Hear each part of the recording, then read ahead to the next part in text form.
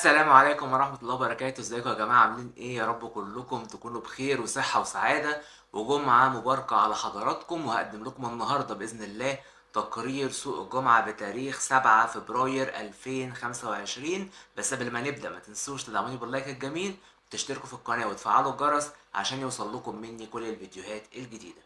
مبدئيا النهارده السوق كان الى حد ما مش وحش، والاسعار الى حد ما برضو يعني ما زادتش او قلت كتير. هنشوف مع بعض ايه الطفرات اللي زادت وايه الطفرات اللي قلت وايه الطفرات اللي عليها لما النهارده عن الاسابيع اللي فاتت. كمان مفيش مشاكل امنية من الناس، يعني كان ساعات في الاسابيع اللي فاتت كان ساعات الامن ما بيرضاش يخلي الناس تقف هناك، ولكن النهارده الدنيا كانت عادية. ممكن نقول ان برضو في لمة على جميع انواع الطيور، وكان في تجار موجودين هناك بيلموا انواع مختلفة من الطيور، ونقدر نقول ان السوق ممكن بنسبة من 60 ل 70% النهاردة.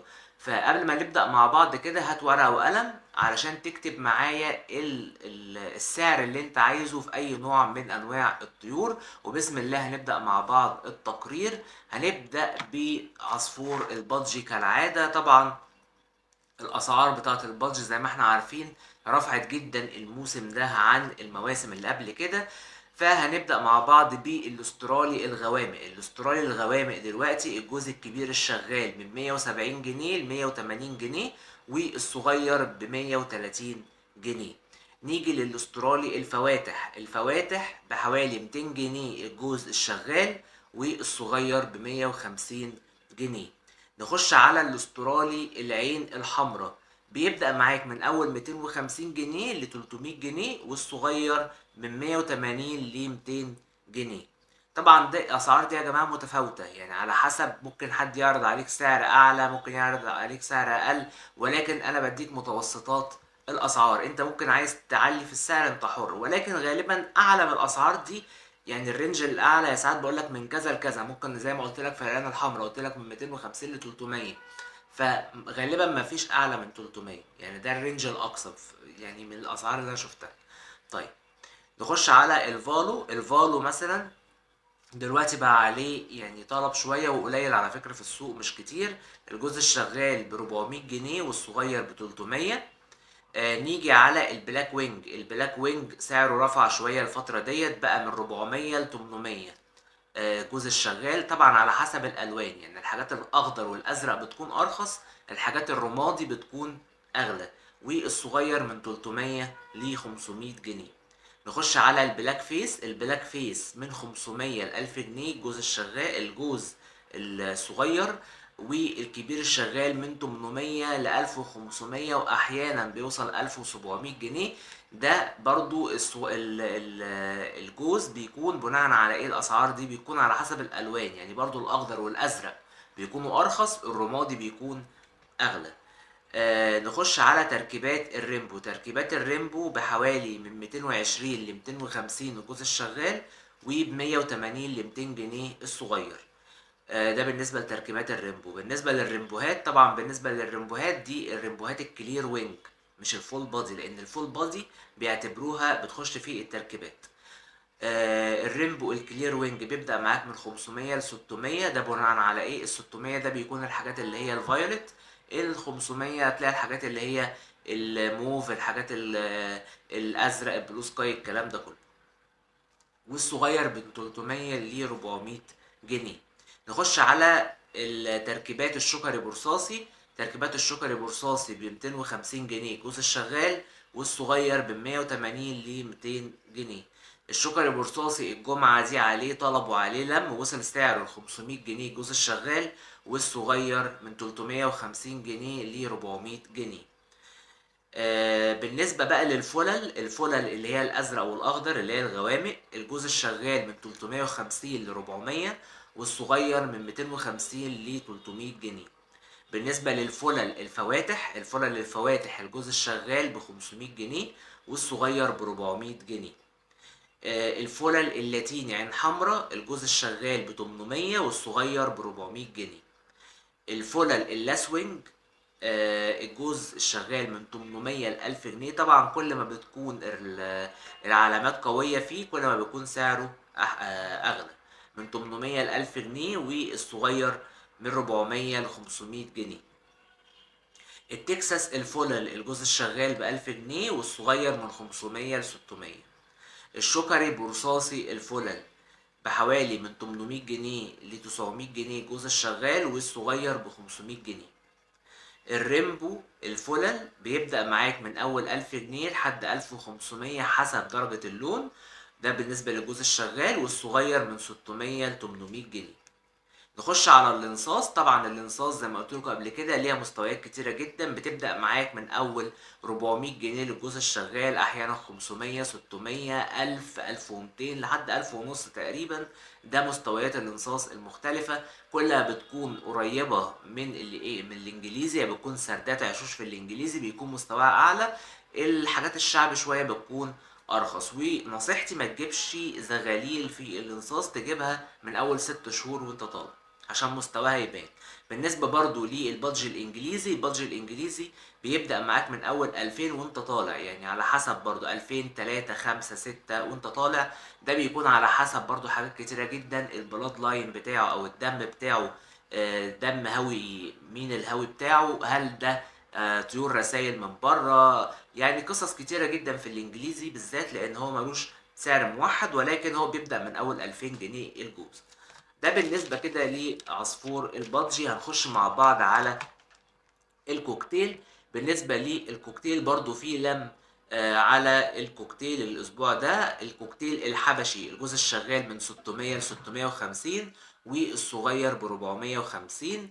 الكوكتيل اللاتيني الجوز الشغال ب 1200 ل 1400 جنيه، أحيانا ل 1000 ونص لو العصافير ما فيهاش غلطة خالص. ده بالنسبة للجوز الشغال، والصغير من 800 ل 900. كوكتيل المصبعات الغوامق الجوز الشغال ب 750 والصغير 400. بالنسبة لمصبعات الفواتح، مصبعات الفواتح الجوز الشغال من 800 ل 900 والصغير 450. بالنسبة للبصمة والفوتيه ب 1200 ل 1400، برضو أحيانا بيوصل 1500 بالنسبة للجوز الشغال، والصغير من 800 ل 900 جنيه. بالنسبة للكوكتيل الإيزابيل من 750 ل 800 والصغير ب 500 جنيه. طبعا الايزابيلات اغلبها النتايات على فكره، يعني ركز لو انت هتشتري الذكر والنتاي ايزابيل ان هما فعلا ذكر ونتاي. بالنسبه لي بقى الوايت فيس الفرنساوي اللي هو الحبشي ب 1000 جنيه الجوز الشغال والصغير 600 جنيه. بالنسبه للمصبعات الوايت فيس الفرنساوي الغوامق ب 1500 جنيه الجوز الشغال والصغير 800. بالنسبة للمصبعات الفرنساوي الفواتح الجوز الشغال بحوالي 2000 جنيه ل 2200 جنيه والصغير من 1000 ل 1200. بالنسبة للكوكتيل الفرنساوي بقى البصمات والفوتيه بيبقى بيوصل من 2800 ل 3000 جنيه، والصغير من 1500 ل 1700 جنيه. بالنسبة للكوكتيل الألبينو، الكوكتيل الألبينو من 2200 جنيه ل 2400، ممكن يوصل ل 2000 ونص، طبعا على حسب التقليب بتاعه. ده بالنسبة للجوز الشغال، والصغير من 1200 جنيه ل 1500 جنيه. في برضو الكوكتيل الإيزابيل الفرنساوي الجوز الشغال من 1100 ل 1200 والصغير بحوالي 700 جنيه. برضو ركز في الإيزابيل لأن برضو طفرة الإيزابيل عموما في الكوكتيل أغلبها نتايات، فشوف لو حتتين فرنساوي قدامك إيزابيل شوفهم ذكر وانتاي ولا انتايتين. ده بالنسبة لي الكوكتيل. نخش على الروز. الروز يا جماعة برضو عليه لم، وفي حاجات سعرها إلى حد ما مظلومة هنعرف مع بعض. الروز الأوبلاين أورنج آخره 2000 جنيه، ما زادش عن كده المرة دي، وده بالنسبة للجوز الشغال، والصغير من 1000 ل 1200. نخش على الأوبلاين ريد لاتيني زيه زي الأوبلاين أورنج بالظبط 2000 جنيه برضو، والصغير بحوالي 1100 جنيه. نخش على الروز اللاتيني ب 900 جنيه الجوز الشغال، والصغير ب 600 650 جنيه. بالنسبة للروز الألبينو زيه زي اللاتيني مظلوم جدا، الجوز الشغال ب 900 جنيه برضو، والصغير بحوالي 700 جنيه. نخش للروز العين السوداء اللي هو غير الأخضر بحوالي 800 جنيه الجوز الشغال يعني، والصغير 500 جنيه. بالنسبة للروز الأخضر، الروز الأخضر 600 جنيه الجوز الشغال، والصغير من 450 جنيه. الروز الكريمي ب 800 جنيه الجوز الشغال، والصغير 500 جنيه. الروز الأوبلاين بقى اللي هو العين السوداء، يعني ممكن يكون أخضر مثلا وشه أحمر بس أوبلاين يعني، وساعات بيكون اورنج فيس برضو اوبلاين، هتلاقي الجوز الشغال بحوالي 1200 جنيه والصغير 600. ده بالنسبة للروز. نخش على الفشر. الفشر اللاتيني قليل جدا في السوق وسعره حوالي 2500 جنيه، ممكن يوصل لتلاتة، وده بالنسبة للجوز الشغال، والصغير ب 2000 جنيه. نخش للفشر العين السوداء اللي هو غير اللون الاخضر، هتلاقيه برضو الجوز الشغال بحوالي من 700 ل 800، والصغير ب 500 جنيه. الفشر اللي هو الاخضر هتلاقيه ب 500 جنيه ل 600 جنيه الجوز الشغال، والصغير بحوالي 400 جنيه. الفيشر الفايولت اللي هو البنفسجي هتلاقيه من 1000 ل 1200 جنيه الجوز الشغال، والصغير ب 600 جنيه.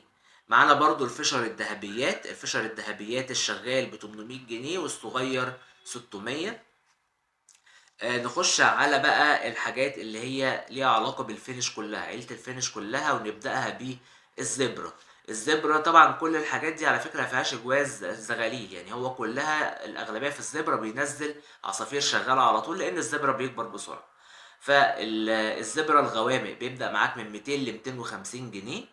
الزبرة الفواتح من 250 ل 300 جنيه.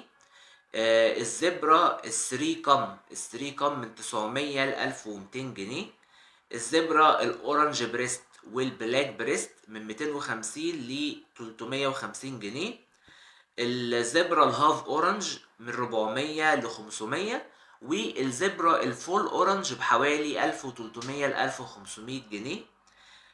نيجي للجاوة. الجاوة الحبشي من 400 ل 500، ده بالنسبة للجاوة الحبشي. الجاوة الفون من 1800 ل 2000 جنيه. الجاوة الأبيض من 600 ل 800 جنيه. في كمان حاجة اسمها الجاوة الأوبال. الجاوة الأوبال من 1500 لحد 2000 جنيه. ده بالنسبة للجاوة. نخش على الكناري. الكناري برضو سعره رافع الفترة دي، الجوز الشغال بحوالي من 1000 جنيه ل 1200 جنيه. الحسون الجوز اللي هو لو صيد هتلاقيه ب 1000 جنيه، لو بايت ومتعود على الأسر ممكن يوصل معاك ل 2000 جنيه بالنسبة للحسون.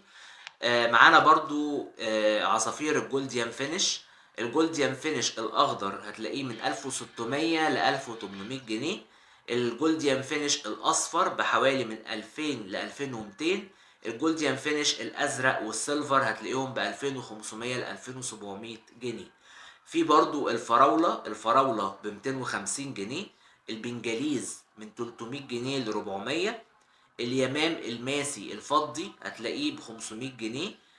ده طبعا كل الاسعار دي بالنسبه للجوز. واليمام الماسي الاحمر بحوالي 700 جنيه. في الماينه ب 250 جنيه، وما بنصحش بيه، طائر مقرف في تربيته كانك مربي فراخ بالظبط. نخش على الريدرام. الريدرام الحبشي الجوز من 1000 جنيه ل 1200 جنيه. الريدرام السيلفر من 1200 ل 1500 جنيه. الريدرام الاوبلاين من 2000 جنيه ل 2200 جنيه. ده بالنسبه للريدرام الاوبلاين. معانا برضو الدره الهندي الخضراء من 4000 ل 5000 جنيه الجوز الشغال. طبعا كل ما الطائر يعني يكون بصحه كويسه ما فيهوش غلطات سعره بيغلى. هو اخره 5000 جنيه للجوز الشغال. في برضو الروزيلا من 8000 ل 10000 جنيه للجوز. والزنجباري بيوصل معاك من 10000 جنيه ل 15000 جنيه، واحيانا 18000 جنيه حسب درجة التدريب وحسب التعود على البشر، وانه يقف على الايد ويتكلم والكلام ده كله. كل ما التدريب يكون احسن كل ما سعره بيزيد معاك. وبكده نكون وصلنا لنهاية التقرير. لو استفدتوا ما تنسوش تدعموني باللايك وشيروا التقرير على اوسع نطاق في الجروبات كلها علشان كل الهواة يستفيدوا. دمتم في رعاية الله، والسلام عليكم ورحمة الله وبركاته.